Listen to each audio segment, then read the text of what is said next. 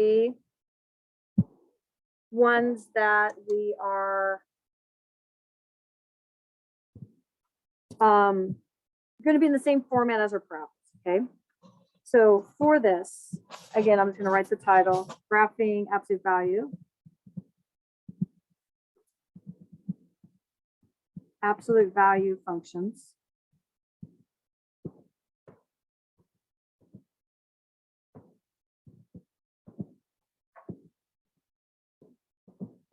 They're going to have the same format as our parabola. I'm going to write that equation here in a second.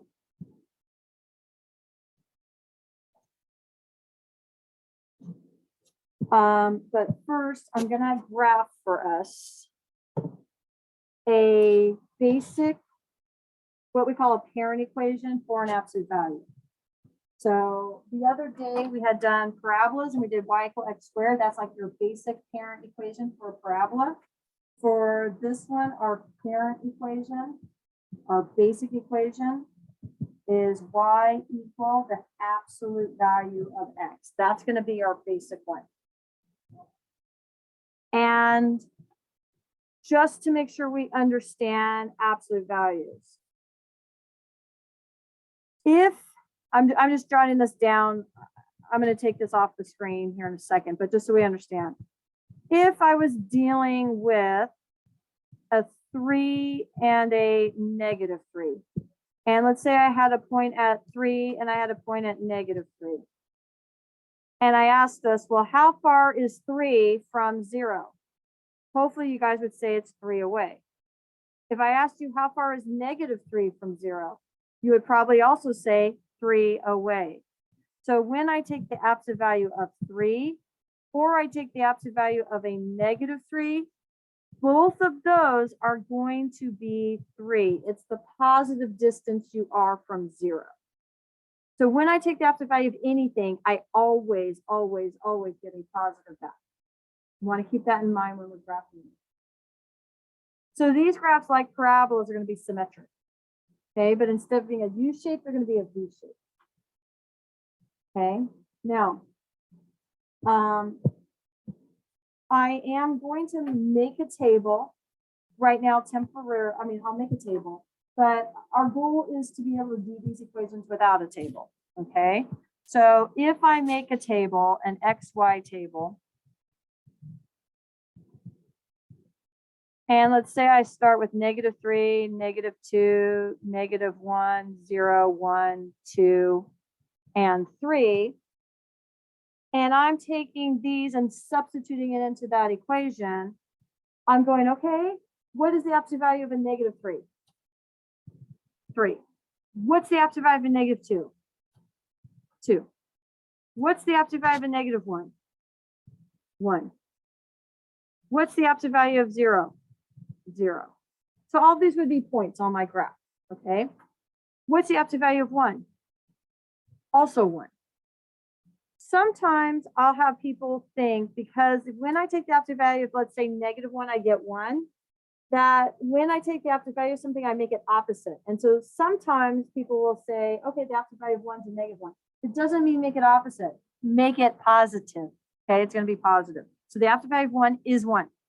The absolute value of 2 is 2, and the absolute value of 3 is 3.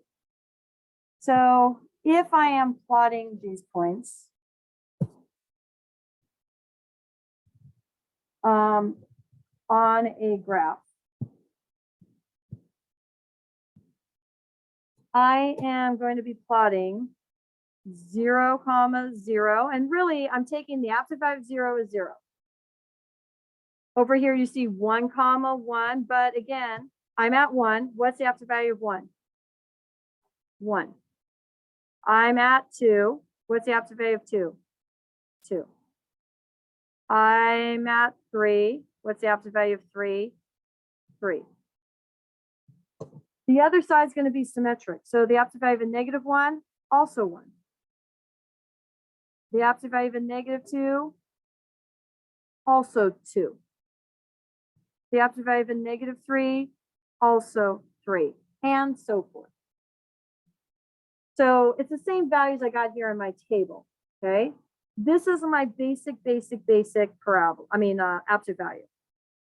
And so when I'm graphing this is linear in nature, okay? It's really like I have two lines intersecting is what's going on here. So I get a V-shaped graph. I'm going to actually put arrows on these because these do go on forever.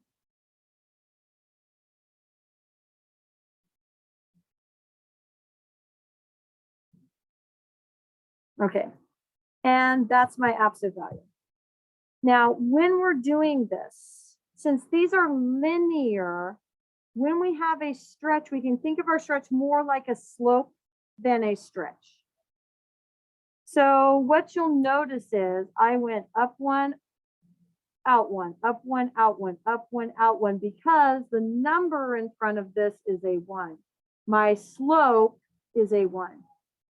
Now, I don't want to think about my stretch for a parabola as a slope. It's not. If you think about the stretch of a parabola like you do a slope, you're going to get this. You're going to get the same exact graph as this. And that's not what we get. So we just want to be careful thinking about that. So I'm going to write out our equation for the general equation. So our general equation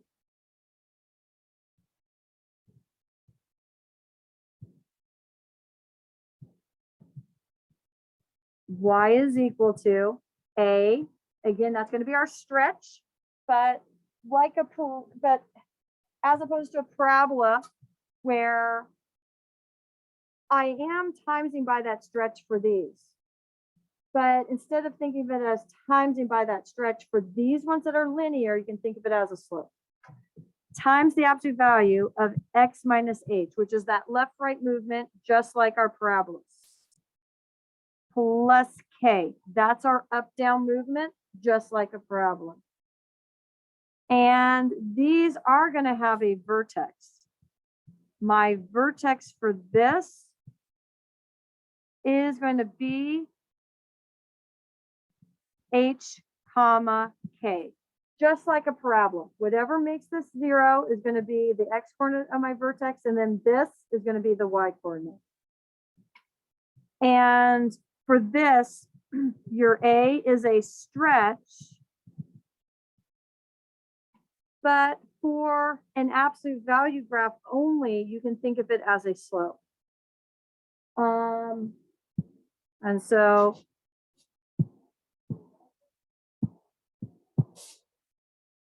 for an absolute value graph, you can think of the slope as a stretch as a slope.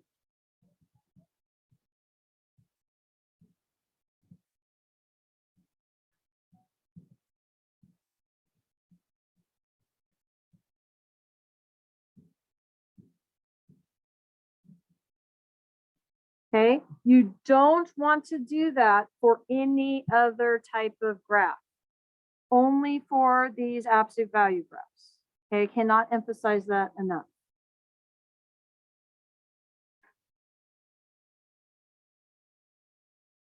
So I am going to give us one that we're going to do together.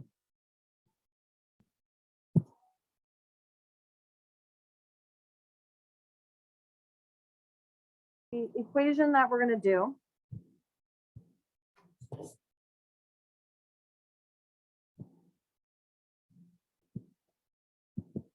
y equal 4/5 times the absolute value of x minus 2 minus 3.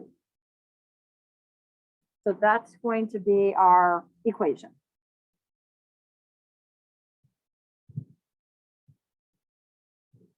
First, we want to identify our vertex. So the vertex again is 2 comma negative 3. 2 because that's what makes this 0. Negative 3 because of this. Now I'm going to get Desmos graph up here for a second. And I'm going to put this in just to show you y equal 4/5. Let me, y equals 4/5. And on this, if you go to the keyboard, there is an absolute value here, okay? 4/5, and it was absolute value of x minus 2, and then outside of that, minus 3. And I'm going to get a table here so I can see some values. And I'm just going to be adding some on from the other side. Okay. Now, if I'm here, if I go out 1, absolute value of 1 is 1. I'm really timesing it by 4/5, and that's really giving me this. Okay, I go out 2, absolute value of 2 is 2. I'm timesing it by 4/5, and I'm getting this. But what you're going to notice is from here to here, okay, from this nice point to this nice point, I'm going up 1, 2, 3, 4 over 1, 2, 3, 4, 5. So I am multiplying it by 4/5, okay? But you can think of it instead for these graphs only as your slope.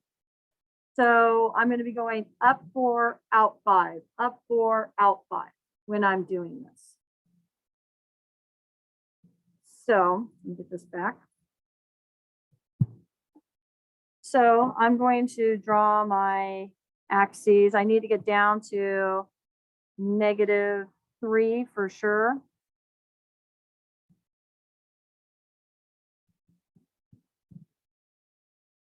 And I am going to be at 2, -3. So 2, -1, 2, 3. That's going to be my vertex. And then instead of going out 1, absolute value of 1 is 1 times it by 4/5, think of that as my slope. Up 1, 2, 3, 4, out 1, 2, 3, 4, 5. So I went up 4, out 5. I'm going to do that again, up 1, 2, 3, 4, 1, 2, 3, 4, 5. If you have room. If you don't, that's okay. Again, going the other direction, up 1, 2, 3, 4, out 1, 2, 3, 4, 5. Up 1, 2, 3, 4, 1, 2, 3, 4, 5. Let me just double check 1, 2, 3, 4, 5. And then I can connect this and I will have my absolute value graph. And there's my view. And again, these do go on forever and ever. Okay, so we do have arrows at the ends of them.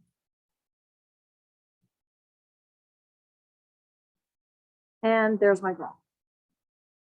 But again, remember, I would not, if this was the same thing, but it was a parabola, I would not, from my vertex, go up 4 over 5. Otherwise, I will literally get this graph. This is what I would get. And I do not want this. It should be a U.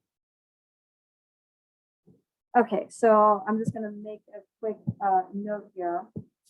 Our stretch was 4/5, and you can, for absolute value, think of 4/5 as a slope. Again, I would not do that for other graphs, only absolute value, okay? Only absolute value. And one thing I'm gonna say real quick is in my integrated 1 classes, when I say the slope's 4/5 and they go, okay, you're gonna go up 4, out 5, I usually get mad at them and go, well, what direction, right or left? In this case, we're going to be going up 4, out 5 in both directions. Does that make sense? So I'm going up 4 and then out 5 from there in both directions. So let's try another one. I'm going to add a page. Okay.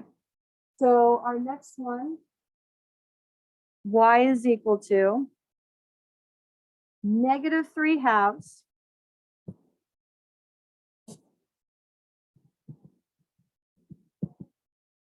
So y is equal to -3/2 times the absolute value of x plus 1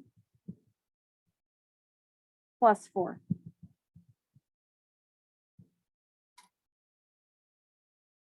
So the vertex, because of this x plus 1 inside the absolute value, whatever makes this 0, which happens to be -1, that's the x coordinate of your vertex. This right here, this plus or minus outside this, is your y coordinate of your vertex. And in this case, we have our, I'm going to say stretch is a -3/2.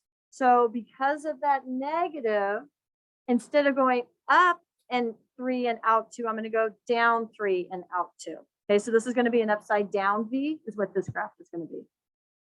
And I need to get to the height I need to get to is 4. Okay, so for this one, I'm going to go to -1, 1, 2, 3, 4. That's going to be my vertex. And then from here, because it's negative, I'm going to go down 1, 2, 3, and then out 2, down 1, 2, 3, out 2, and so forth. Okay. Let me move that over. Okay, and then here for my vertex, again, down 1, 2, 3, out 2, down 1, 2, 3, out 2. And that is our graph.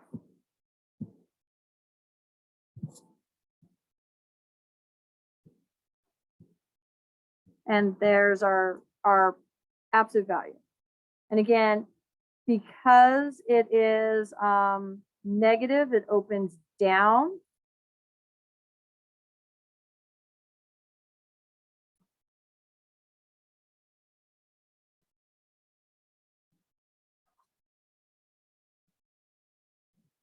And there you go. Okay. So I'm going to give us 2 more that are going to be a little bit more complicated. These are ones that you might see probably more in an integrated 3 MA class. Okay, they are the integrated 3 MA versus integrated 3. We graph a lot of the same things. Theirs will just be a little bit more difficult than a regular integrated 3. Okay, so I'm going to be giving us 2 that I'm not necessarily going to be testing us on, but I want to introduce them to you guys. I want you to have them in your notes for next year. A lot of the stuff that we're learning now, we're going to see in integrated 3 next year, integrated 3 MA. So for the next one,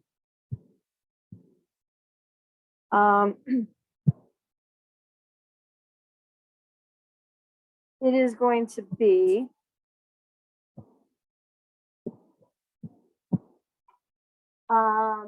y equal absolute value of -3x plus 6 minus 2.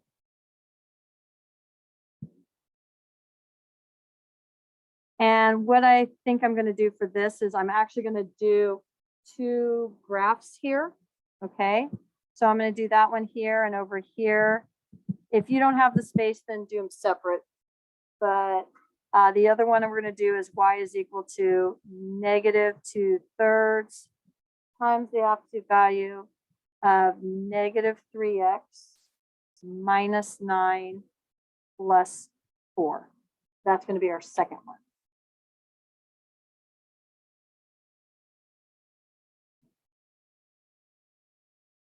So the vertex for this is going to be 2, -2.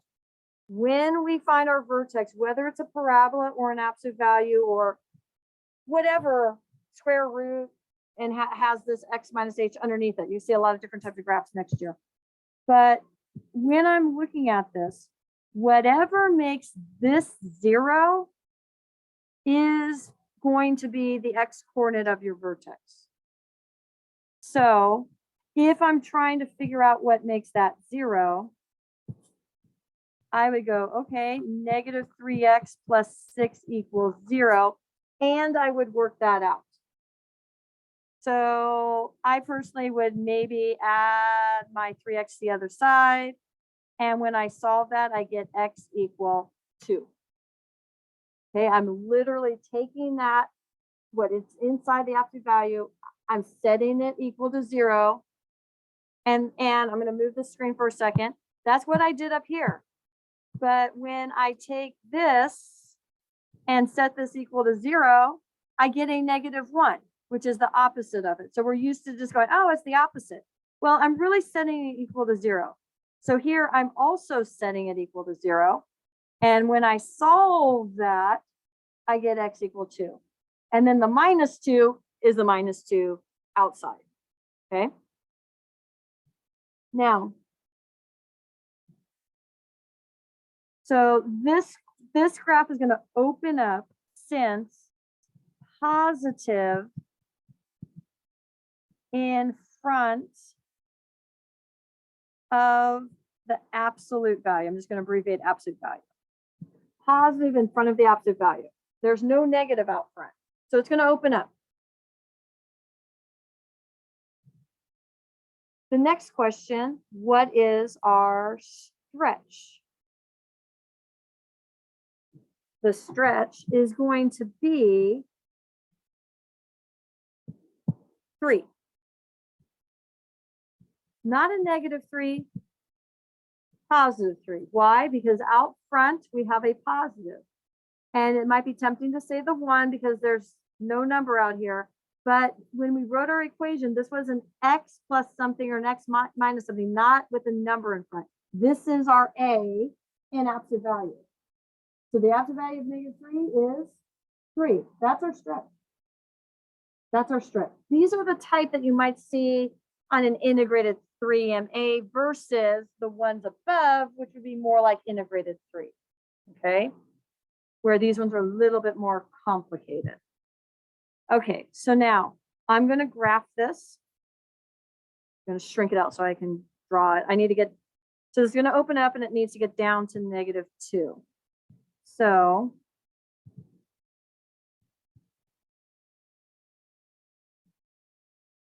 let me make it a little fatter.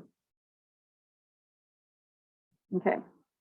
So I'm going to go to 2, negative 2.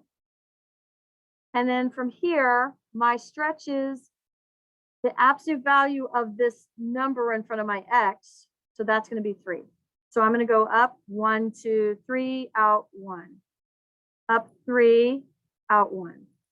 Up 3, out 1, and so forth in both directions. So from here, I'm going up 1, 2, 3, out 1. 1, 2, 3, out 1. And that's going to be our graph.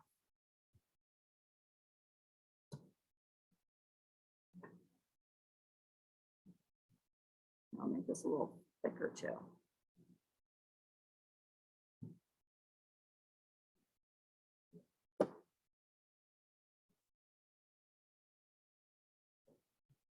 And that's our problem. I mean, I keep saying problem. That's our absolute value.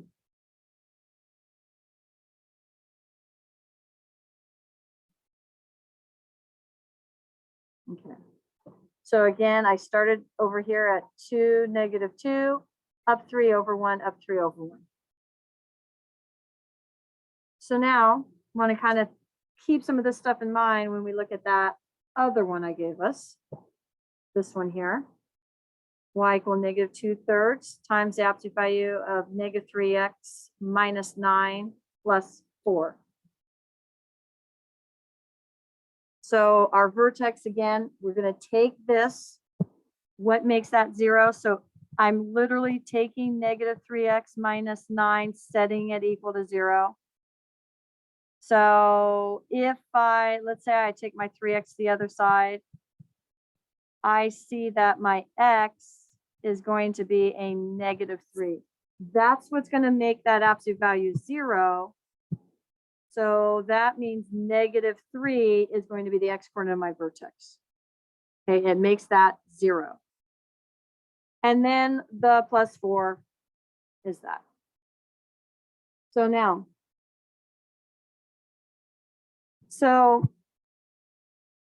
again, just to make sure we understand, this is going to open down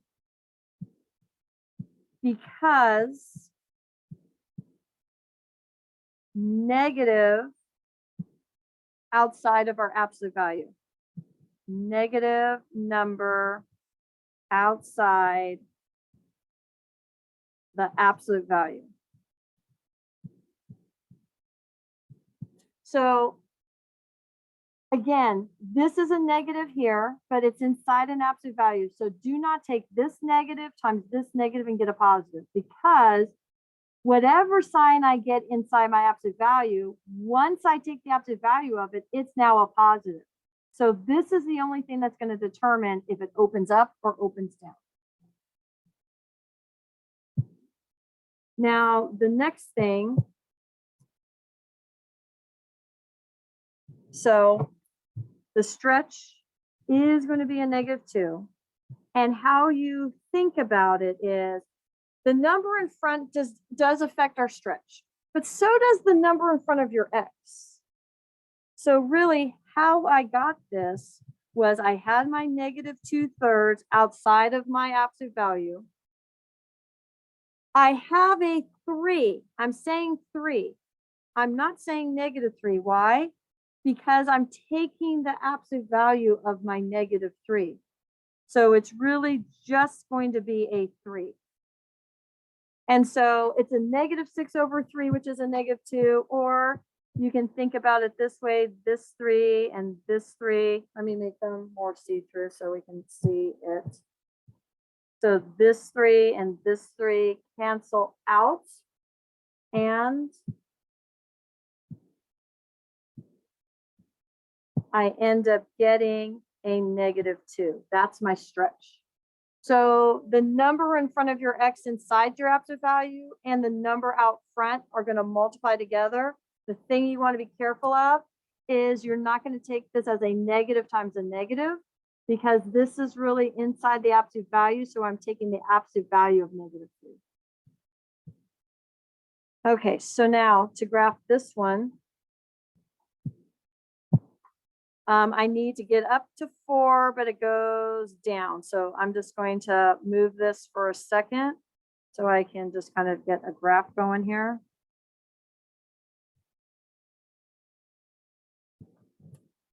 Okay. And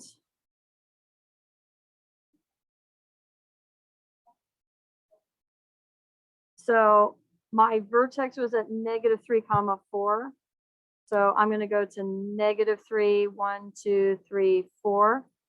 And then my stretch is a -2.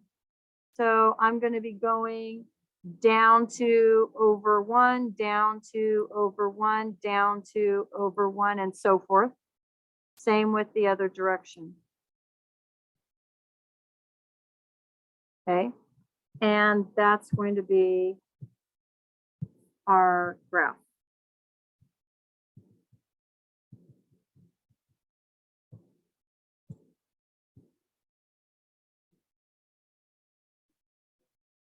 And that's our notes. Now, these last ones that I just went over are more difficult than the ones you're going to be seeing on the worksheet. Okay. You're going to see ones like the first 3 I did, meaning just plain old absolute value. Maybe you have a number outside of your absolute value. We're not going to have numbers inside of our absolute value. Okay, so that's that.